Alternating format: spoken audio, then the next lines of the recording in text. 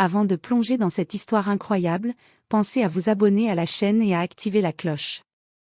Ici, chaque récit a quelque chose à dire, et vous ne voudrez pas en manquer un seul. Le bus avançait lentement sous la pluie battante, rempli de visages fatigués et de silences lourds. À l'arrière, Aïcha, une jeune femme noire au regard doux mais marquée par la vie, serrait son sac contre elle. Elle revenait d'une longue journée de travail, les pieds endoloris, l'esprit chargé d'inquiétude. Chaque fin de mois était une bataille, chaque trajet un rappel de sa condition. À l'arrêt suivant, le bus s'immobilisa brusquement. Une vieille dame frêle, aux cheveux blancs impeccablement coiffés, monta avec difficulté. Elle s'appuyait sur une canne, cherchant désespérément une place libre.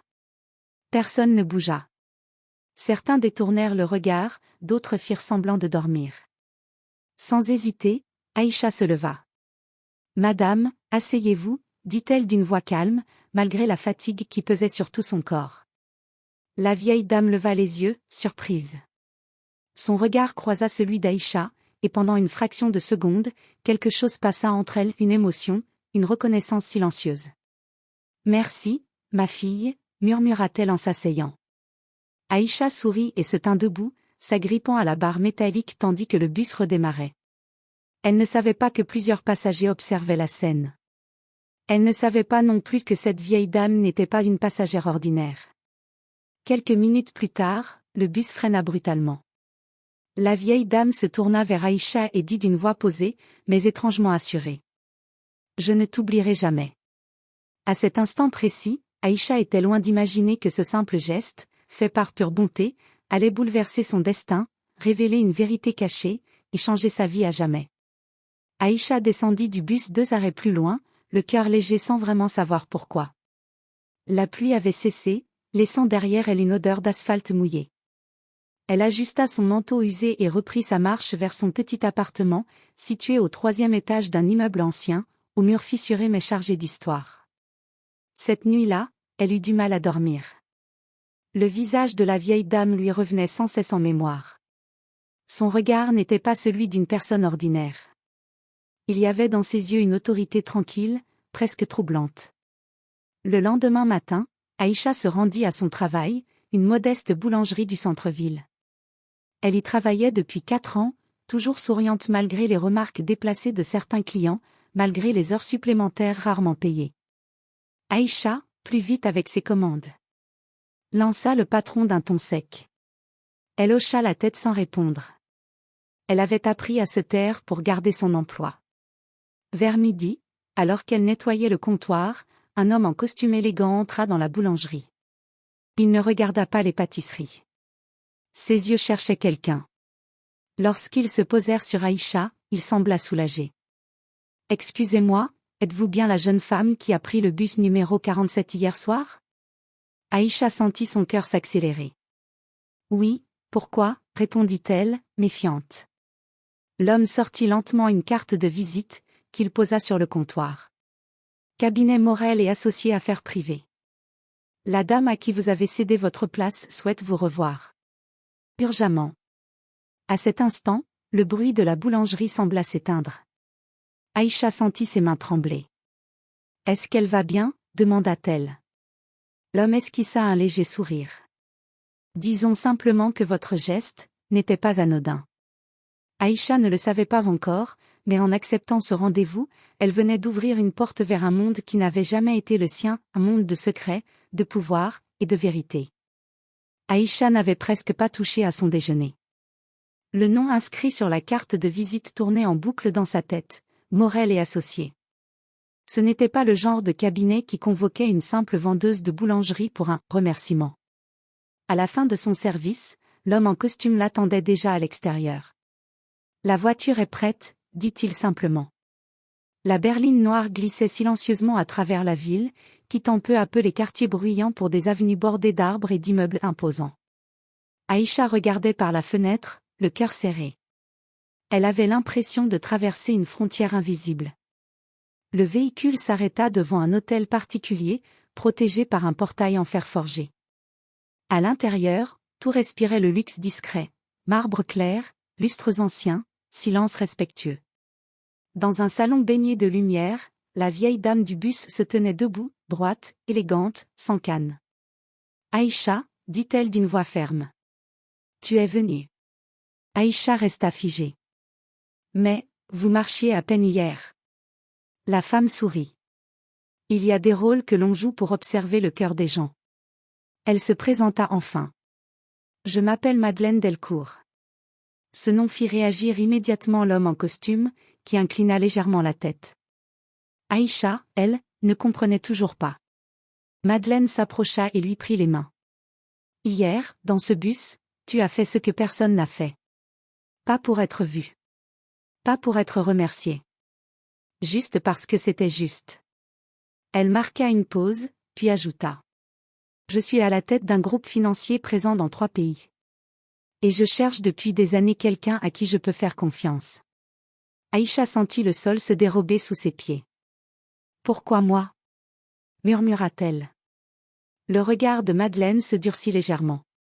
Parce que la bonté est rare, et que le monde appartient trop souvent aux mauvaises personnes. Puis elle prononça une phrase qui changea tout. À partir d'aujourd'hui, ta vie ne sera plus jamais la même. Dans le silence du salon, Aïcha comprit qu'elle venait d'entrer dans un jeu bien plus grand qu'elle. Aïcha resta silencieuse. Les mots de Madeleine Delcourt résonnaient encore dans sa tête, trop lourds pour être compris d'un seul coup. Un groupe financier. 3 pays. La confiance. Tout cela lui semblait irréel, presque dangereux. Madame, je crois qu'il y a une erreur, dit-elle enfin. Je ne suis qu'une vendeuse. Je n'ai pas fait d'études, je n'ai pas d'influence. Madeleine sourit doucement. Justement. Elle s'assit dans un fauteuil en cuir, puis fit signe à l'homme en costume de leur apporter un dossier. Lorsqu'il le posa sur la table basse, Aïcha aperçut son nom inscrit sur la couverture. Nous t'avons observé, reprit Madeleine. Ton travail. Ton comportement. Ta patience face à l'injustice. Ta dignité. Aïcha sentit un frisson parcourir son dos. Pourquoi moi, vraiment? Répéta-t-elle, la voix tremblante. Madeleine se pencha légèrement en avant. Parce que j'ai bâti un empire, mais j'ai perdu foi en l'humanité. Des cadres brillants, mais corrompus. Des héritiers avides. Et puis, dans un bus ordinaire, je rencontre une femme qui se lève sans rien attendre en retour. Elle ouvrit le dossier. À l'intérieur, un contrat, une carte bancaire noire, et une lettre manuscrite. Je te propose un poste à mes côtés, déclara Madeleine. Un salaire que tu n'as jamais imaginé. Une formation complète. Et surtout, une protection. Protection contre quoi? Demanda Aïcha. Le regard de Madeleine se fit grave. Contre ceux qui ne veulent pas que les choses changent. Aïcha comprit alors que cette offre avait un prix. Ce n'était pas un cadeau. C'était un choix. Elle pensa à la boulangerie. Aux humiliations. À sa mère malade. À toutes ces fois où elle avait courbé l'échine. Et si je refuse, demanda-t-elle. Madeleine hocha lentement la tête. Alors tu rentreras chez toi, et ta vie restera exactement la même. Un long silence s'installa. Puis Aïcha prit le stylo. J'accepte. À cet instant précis, quelque part dans l'ombre, quelqu'un observait la scène.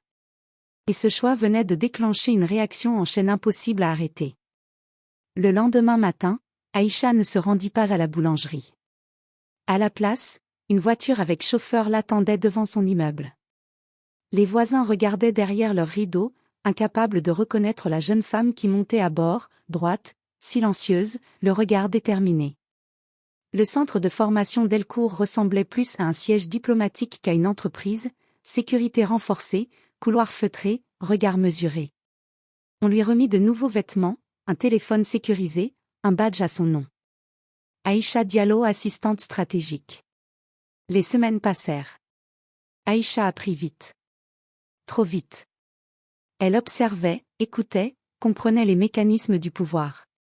Et surtout, elle voyait ce que peu de gens osaient regarder, le racisme discret, celui qui se cache derrière les sourires polis et les phrases à double sens. Elle est compétente, étonnamment, murmura un cadre un jour, croyant qu'elle n'entendait pas. Aïcha encaissait. Mais elle notait tout. Un soir tard, Madeleine la convoqua dans son bureau. Il commence à avoir peur, dit-elle calmement. De moi, demanda Aïcha. De ce que tu représentes. Elle se leva et regarda par la fenêtre. On ne te pardonnera jamais d'être entré ici sans leur permission. Encore moins d'y exceller. Puis elle se tourna vers Aïcha. C'est pour ça que je t'ai choisi. À cet instant, le téléphone d'Aïcha vibra. Un message anonyme. Tu n'es pas à ta place. Quitte avant qu'il ne soit trop tard. Son cœur se serra, mais son regard resta ferme. Je ne reculerai pas, dit-elle.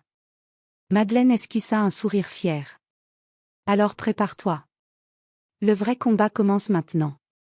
Dans l'ombre des bureaux luxueux, des alliances se formaient, des pièges se tendaient. Et Aïcha comprit enfin que le prix de l'ascension n'était pas l'argent. Mais le courage de rester debout quand tout pousse à tomber.